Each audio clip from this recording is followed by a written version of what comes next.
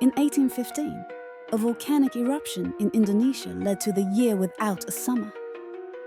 Crops failed and people starved. But in a small Swiss village, a group of writers gathered. Among them was Mary Shelley, who, inspired by the gloomy weather, penned Frankenstein. How did a distant eruption shape literature? The eerie silence of the whispering waters of time connects us all. What if nature's whispers hold the secrets of creativity?